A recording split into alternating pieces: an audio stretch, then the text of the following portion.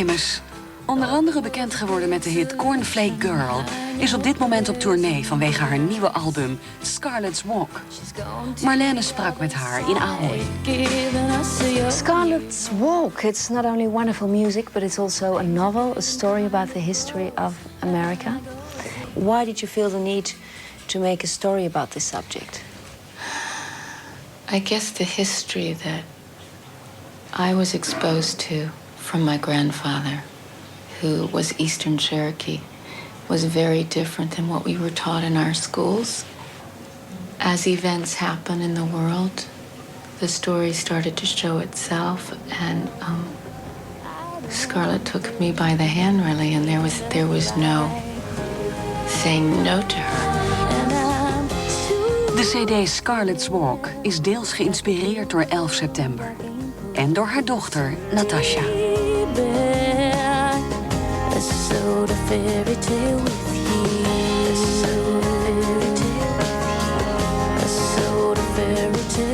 Could you have written this album if you hadn't had a child?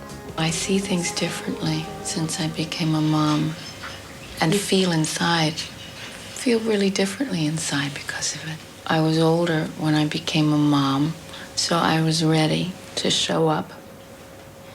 And then that means that sometimes the phones go off, the work is done, and we cannot solve this now. You know, New York's on the phone, LA's on the phone, London's on the phone, whatever. It's like we've been through this, and now it's time to play with the princesses and the Dalmatians, and that's it. So how old is your daughter now? She's 2 and 4 months. And she's here. She'll be side of stage. I saw her. Very cute in her...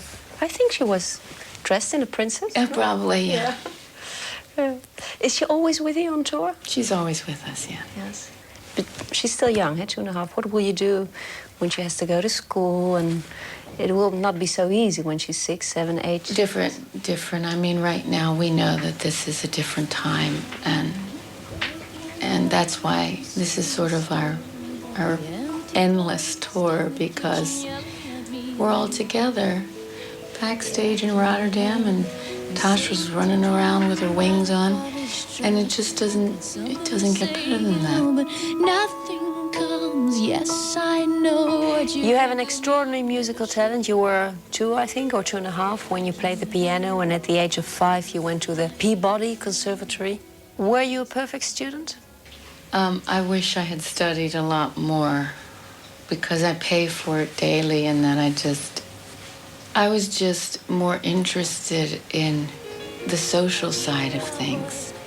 I liked to kind of know where the musicians had been that morning, and what conversations, and where they had coffee, and who they met secretly with, and they'd be sitting there saying, "Hey, it's none of your business." I said, "I gotta know." I was 5, and I'd just be so fascinated with their lives. And maybe that fed into the songwriting and the stories. When you gonna love you as much as I do? When you gonna make up your mind? 'Cause things are gonna change. The way you play the piano is quite original. Why this pose? I'm pretty anchored up there. I won't do a demonstration, but if you came and tried to push me off my stool, you couldn't do it. Because I'm anchored. You can't move me. But if you try and push me back, you know, I've got diaphragm support. So you're... Yeah, warrior stance. Yeah. But I can hold it and breath control and everything else, and I can hold notes, you know, much longer and everything else.